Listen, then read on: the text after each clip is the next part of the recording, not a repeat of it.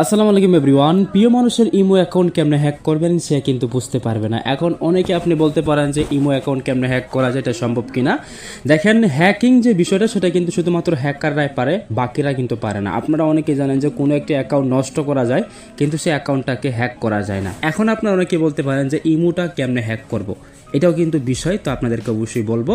অবশ্যই আজকের এই ভিডিওটি আপনি লাস্ট পর্যন্ত দেখবেন, কেমনে আপনি আপনার প্রিয় মানুষের ইমো অ্যাকাউন্টটা নিয়ে আসবেন বা আপনার ফোনে লগ ইন করে ফেলবেন, সেটাই কিন্তু টেকনিকটা জাস্ট আমি আপনাদেরকে দেখাবো।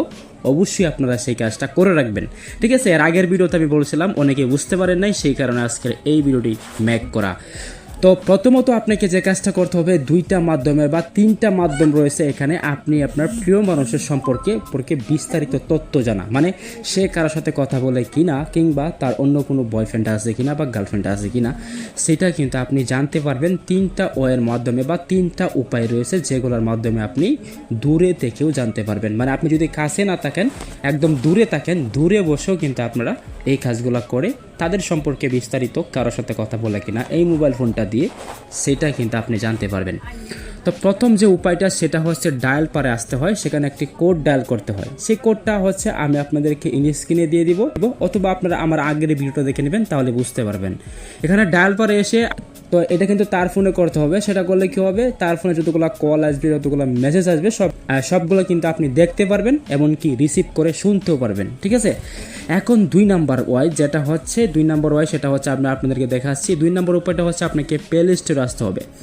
তো আমি আপনাদেরকে প্লে স্টোরে এসে দেখাচ্ছি। তো প্লে স্টোরে আসার পরে এখানে আপনাকে এই যে সার্চ বারে ক্লিক করতে হবে। সার্চ বারে ক্লিক করে আপনাকে এখানে লিখে সার্চ করতে হবে মেসেজ ফরগেটার লিখে সার্চ করলে এখানে আপনারা সর্বপ্রথম অ্যাপ্লিকেশনটি পাবেন। এই অ্যাপ্লিকেশনটি আপনাকে ইনস্টল করতে হবে।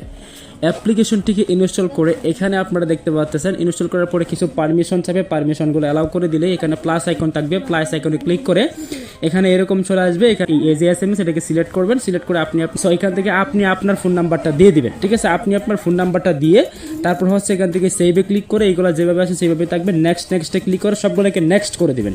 সবগুলোকে নেক্সট করে দিয়ে সেভ করে দিবেন, ঠিক আছে। সবগুলোকে এইগুলো সিটিংসটা খুবই সাধারণ। আপনারা নেক্সট করে তাহলে আপনি আপনার নাম্বারটা দিয়ে এখানে সেভ করে দিলেই কাজ শেষ। এটা কিন্তু তার ফোনে করতে হবে, আপনার ফোনে না। তো তার ফোনে এই কাজটা করবেন। করার পরে এবার আপনাকে যে কাজটা করতে হবে, আপনাকে ইমোতে চলে আসতে হবে। এখানে ক্লিক করবেন। এখানে ক্লিক করে দিয়ে এখান থেকে আপনারা যে সুইচ অ্যাকাউন্ট রয়েছে, সুইচ অ্যাকাউন্টে ক্লিক করে এরপর হচ্ছে অ্যাড অ্যাকাউন্টে ক্লিক করে আপনি আপনার প্রিয় মানুষের নাম্বারটা দিয়ে দিবেন। প্রিয় মানুষের নাম্বার দেওয়া হয়ে গেলে জাস্ট এখান থেকে আপনারা ঠিক চিহ্নটিতে ক্লিক করে ওকেতে ক্লিক করবেন। এতে করে দেখতে পাচ্ছেন এখানে কিন্তু তারা বলতেছে অ্যালাউ করার জন্য, আমরা পারমিশন অ্যালাউ করে দিলাম। এখন এখানে তাদের নাম্বার একটা কোড চলে গেছে, অর্থাৎ 4 ডিজিটের একটা কোড গেল। এখন কি করবেন, এই কোডটা কিন্তু তার ফোনে গেছে। এখন আপনারা অনেকেই বলবেন তার ফোন থেকে কেমনে আনবো। আমি কিন্তু সর্বপ্রথম দেখাচ্ছি যে একটা অ্যাপ ইনস্টল করতে হবে তার ফোনে। যদি আপনি তার ফোনে সেই অ্যাপটি ইনস্টল করে আপনি আপনার নাম্বারটা দিয়ে রাখেন, এতে করে কি হবে, আপনি আপনার ফোনে কিন্তু সেই ওটিপিটা চলে আসবে। মানে অর্থাৎ আপনিও কিন্তু সেম টু সেম অ্যাপটা নামাতে পারেন, এমনকি আপনি আপনার ইনবক্সে কিন্তু আপনার এসএমএসটা চলে আসবে, ঠিক আছে। তার ফোনে যতগুলো এসএমএস সেগুলো কিন্তু আপনার ফোনে রিকভারি হবে, তার ফোন থেকে আপনার ফোনে রিকভারি হবে, ঠিক আছে। আশা করি বুঝতে পারছি। আপনিও সেই অ্যাপটা নামিয়ে নেবেন, অ্যাপটা নামিয়ে তার নাম্বারটা সেভ করে রাখবেন, অথবা আপনি আপনার ইনবক্সে চলে আসবে সেই এসএমএসটা আসার পরে আপনি কোডটা দিয়ে দিবেন, তাহলে কিন্তু লগ ইন হয়ে যাবে। আর হ্যাঁ, যদি আপনারা এই টেকনিকটা কাজে না লাগাতে পারেন, তার ফোনটা যদি আপনি হাতে না নিতে পারেন, তাহলে আপনার জন্য অন্য একটা ওয়ে রয়েছে। সেটা হচ্ছে আপনাদেরকে গোপন একটা উপায় বলে দিই। সেটা হচ্ছে তাকে আপনি মেসেজ করবেন, কিংবা তাকে আপনি বলবেন, দেখো আমি আমার নাম্বার দিয়ে একটা কাজ করতে চাইছিলাম বা কোনো একটা কাজ করতে চাইছিলাম, কিন্তু সেটা আমার নাম্বার দিয়ে হচ্ছে না, বাট তোমার নাম্বার দিয়ে করতেছি, সেটা হয়ে গেল। এখন তোমার ফোনে একটা ওটিপি চলে গেছে, সেই ওটিপিটা আমাকে দাও।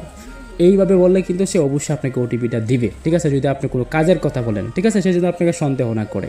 আশা করি বুঝাতে পারছি। আল্লাহ হাফিজ।